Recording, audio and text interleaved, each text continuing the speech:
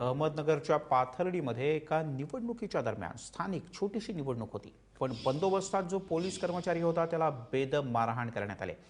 या मारहाणीमध्ये महादेव शिंदे हे पोलीस कर्मचारी जखमी झालेत। रांगेमध्ये उभं राहण्यासाठी सांगितल्यानं खाली पाडून धक्के मारून नंतर लाथाबुक्क्यांनी बेदम मारहाण इथल्या जमावानं केली।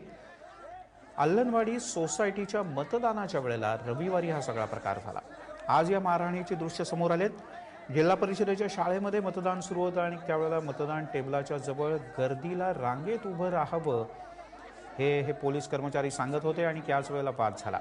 त्यामुळे गर्दीतल्या अज्ञातांनी शिंदे यांना हात धरून शिवीगाळ केली। यानंतर 10 ते 15 जणांच्या जमावानं शिंदे यांना खालती पाडून लाथाबुक्क्यांनी बेदम मारहाण केली। पोटात, छातीवर, पाठीवरही मारहाण करण्यात आली। या प्रकरणी पाथर्डी पोलीस स्थानकात 13 जणांच्या विरोधात गुन्हा दाखल करण्यात आला, मात्र अद्याप कोणालाही अटक करण्यात आलेली नाही। आपल्यासोबत आहेत राष्ट्रवादी काँग्रेसचे ज्येष्ठ नेते जयंत पाटील। जयंत पाटीलजी, काय तुमची पहिली प्रतिक्रिया आहे ही सगळी दृश्य पाहिल्यानंतर? पोलीस कॉन्स्टेबल शांतपणे सांगत होता की तुम्ही रांगेत उभे राहून मतदान करा, त्याला बेदम मारहाण करण्यात आली। हे अतिशय दुर्दैवी घटना आहे। पोलिसांना लाथाबुक्क्याने मारणं कोणत्या पक्षाचे आहेत याची काही मला माहिती नाही, पण दुर्दैव हे आहे की एखाद्या पोलिसाला अशा पद्धतीने मारणं म्हणजे महाराष्ट्रात सर्व ठिकाणी आज या परिस्थिती असं व्हायला लागलेलं आहे। आणि पोलिसांना पाठिंबा, नैतिकता, नैतिक बळ हे पोलिसांना आता मिळेना असं झालेलं आहे। आणि ज्याने संरक्षण करायचं त्याच्यावरच समाज आता हल्ले करायला लागला, हे चित्र फार गंभीर आहे। आपल्याबरोबर गृहराज्यमंत्री दीपक केसरकर आहेत, आपण त्यांच्याकडनं अधिक जाणून घेऊयात। केसरकरजी, तुम्ही दृश्य कदाचित पाहत असाल, काय सांगाल? कशा पद्धतीची कारवाई होणार? अजूनपर्यंत गुन्हा दाखल झाला 2 दिवस झाले, मात्र कारवाई काहीच झालेली नाही, कोणाला अटक झालेली नाही। एक म्हणजे असं आहे की मी नाशिक आपल्या अहमदनगर एसपींना याच्या संदर्भात सूचना दिलेल्या आहेत। लवकरात लवकर आरोपी अटक झाले पाहिजेत। आरोपी फरार आहेत, गुन्हा दाखल झालेला आहे, परंतु घडलेला प्रसंग अत्यंत दुर्दैवी आहे। याच्यापूर्वी सुद्धा असे प्रसंग घडलेले आहेत, त्याच्यामुळे या संदर्भात आमच्या वेगवेगळ्या बैठका झालेल्या आहेत, काय उपाययोजना करायची। कारण अशा तऱ्हेने पोलिसांचं मनोधैर्य खच्ची होतं। आणि मी पाटील साहेबांचे हे सुद्धा ऐकलं की ज्यांनी संरक्षण करायचं त्यांच्यावरच हल्ले व्हायला लागले, तरी अत्यंत चिंताजनक बाब आहे। आमची वरिष्ठ स्तरावर याबाबत चर्चा झालेली आहे आणि लवकरच याच्याबाबत तुम्हाला ठोस असे निर्णय घेतलेले आढळतील। केसरकरजी, रविवार सकाळची गोष्ट आहे, म्हणजे साधारण 11-12च्या दरम्यानची। आज आता मंगळवार संपला, 2 दिवस होऊन गेले, अजून कोणालाच अटक नाही होऊ शकली। म्हणजे याच्यात काही राजकीय दबाव आहे असं वाटतं? नाही, बिलकुल नाही, मला तर असं वाटत नाही।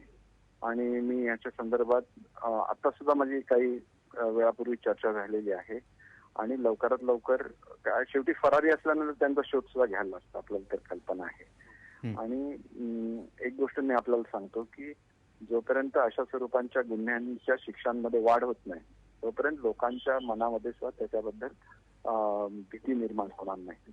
आणि म्हणून केवळ आता आपण जयंत पाटील साहेबांना सुद्धा बोलताना ऐकलेलं, पूर्वी ते गृहमंत्री होते, या संदर्भातल्या ज्या शिक्षा आहेत त्या शिक्षांची कमी वर्षाची तरतूद त्याच्यामध्ये आहे। शेवटी जो पोलीस आपलं संरक्षण करत असतो त्याच्यावरच ज्याला हल्ला होतो आणि तो चुकीच्या पद्धतीने होतो, त्याला त्याच्यामध्ये सुद्धा मोठ्या प्रमाणात त्या शिक्षेमध्ये वाढ झाली पाहिजे। केसरकर सर असावी याच्याबद्दल सुद्धा चर्चा चालू आहे। मी त्याच्याबद्दल आता सांगू शकत नाही, कारण आपल्याबरोबर जयंत पाटील अजून आहेत फोनवर। जयंत पाटील यांना काही आपल्याला प्रश्न विचारायचा। पाटील सर. नाही, मला केसरकरांना काही प्रश्न विचारायचा नाहीये, पण अशा प्रकारे असं सतत जर व्हायला लागलं तर कायदा व सुव्यवस्था कोण राखणार, हा सगळ्यात मोठा प्रश्न निर्माण होतो।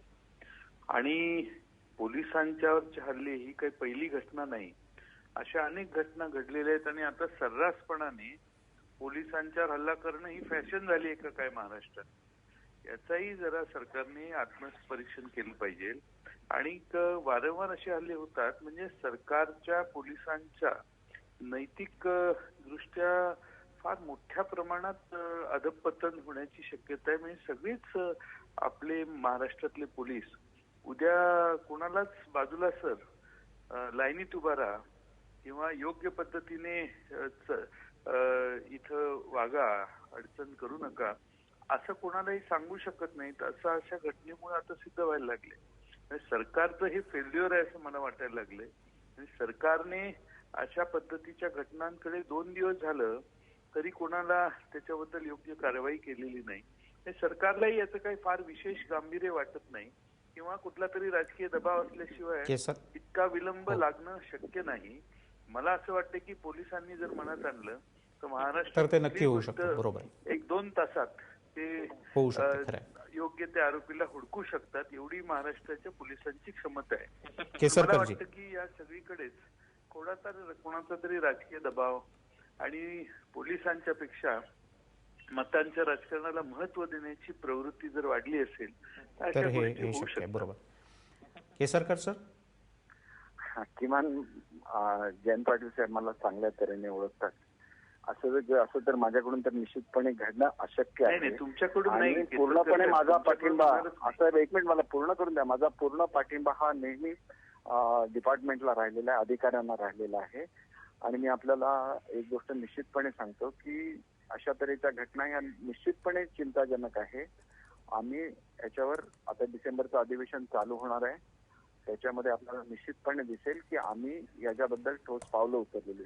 दुसरी गोष्ट अशी आहे की जो काही डिले झालेला आहे त्याची चौकशी होईल आणि जर त्याला कोणी जबाबदार असेल तर त्यांच्यावर सुद्धा कारवाई केली जाईल. कारण अधिकारी स्वतः तपास करत असतात आणि अधिकारी आणि पोलीस कर्मचारी हे एकाच डिपार्टमेंटची लोक आहेत, एकमेकाशी संबंधित आहेत. तर त्यांनी तेवढ्या सिरियसली ते करतात असं आम्ही गृहीत धरतो. परंतु जयंतरावांनी दिलेली माहिती खरीच असणार निश्चितपणे.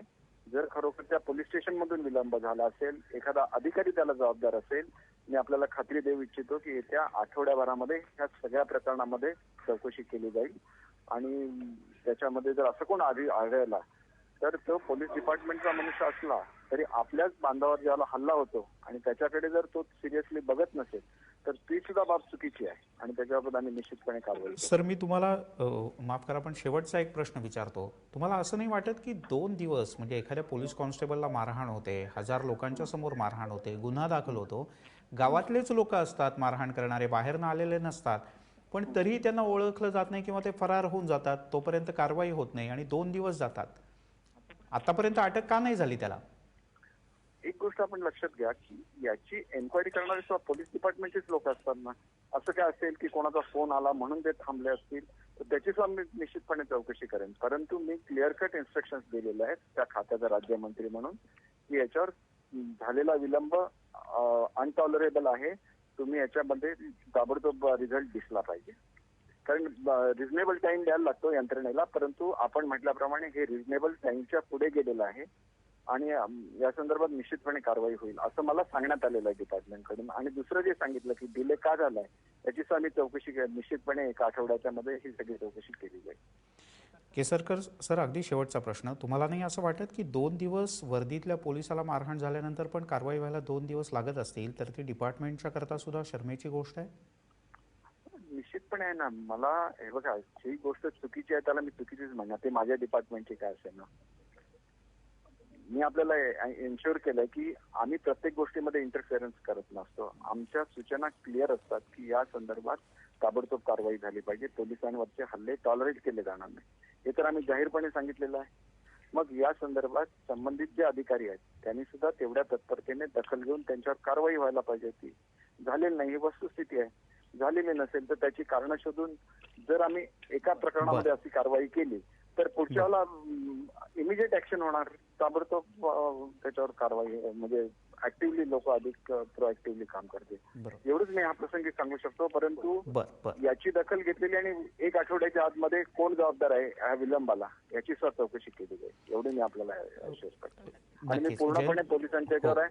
आज सुद्धा पोलीस कॉलनीमध्ये जे मायनर हे असतात, काही त्रुटी असतात त्यांच्या राहण्याच्या व्यवस्थेमध्ये अत्यंत गांभीर्याने त्याच्यावर चर्चा झाली. त्याच्यावर मी अत्यंत ह्यांनी सांगितलं की ज्या पोलिसांनी दिवस रात्र आमचं रक्षण करतात त्यांच्या जर राहण्याच्या घरामध्ये कुठल्या सुधारणा असतील तर त्या सुद्धा करण्यासाठी स्पेशल निश्चित. प्रोव्हिजन आज आमची चर्चा झाली. प्रिन्सिपली ते सगळ्यांनी मान्य केलं आणि लवकर बरं. याच्यावर सुद्धा इमिडिएटली कसे त्यांना पैसे वगैरे दिले. आम्ही या नक्कीच लहान लहान गोष्टी केसरकर सर, बघत असतो साहेब. तुमच्याकडनं निश्चितपणे अपेक्षा आहेत महाराष्ट्रातल्या जनतेला. पाटील सर, तुम्ही स्वतःही गृह विभाग तुम्ही सांभाळलेला आहे. तुम्हाला काय वाटतं की काय तातडीनं पावलं उचलली पाहिजेत जेणेकरून वर्दीतल्या माणसाला हात लावायची हिंमत नाही होता कामा कोणाची? असं आहे की आपण जे दाखवताय दृश्य ती पाहिली तर ही इतकं धक्कादायक आहे की कुठलाही पोलीस कुठल्याही सामान्य माणसाला अरे जारे असं म्हणू शकत नाही. शेवटी पोलिसांची जर बसली पाहिजे, पोलिसांना लोक घाबरली पाहिजेत, आदर ऐकतं. पण इथं परिस्थिती वेगळी दिसते आणि या संदर्भात मला असं वाटतंय की कोणत्याही परिस्थितीत पोलिसांच्या या मनोधैर्य खचण्याच्या अशा घटना होत राहिल्या तर महाराष्ट्रात कायदा व सुव्यवस्थेत फार गंभीर परिणाम होतील. सरकारने हे गांभीर्याने घेतलं पाहिजे. अशा घटना घडण्यासाठी कुठंतरी ठोसपणानं ताबडतोबीनं त्या जिल्ह्याच्या एसपीचंच खरं म्हणजे काम होतं यासाठी ताबडतोब ऍक्शन घेणं, तिथं पोचणं आणि त्या परिस्थितीवर काबू मिळवणं. पण शेवटी एखाद्याला मारहाण झाली की दुसऱ्याला पोलीस दलातही फार आता त्याचं गांभीर्य वाटत नाही असा त्याचा अर्थ आहे. त्यामुळे एकसंघपणा पोलीस दलात दिसत नाही. पोलिसांच्यातही वेगवेगळे गट आहेत, पोलिसांच्यात एकमेकाचा मत्सर असतो. त्यामुळे राज्य चालवणाऱ्या प्रमुखच आज राज्याचे गृहमंत्री आहेत, त्यांची जबाबदारी आहे की या पोलिसाला एकसंघ पोलीस दलाला करणं आणि पूर्ण ताकदीनं एकाला जरी कुठं कोणी हात लावला तरी सगळे पोलीस त्या ठिकाणी धावून गेले पाहिजेत आणि योग्य ते प्रायश्चित्त संबंधितांना दिलं पाहिजे.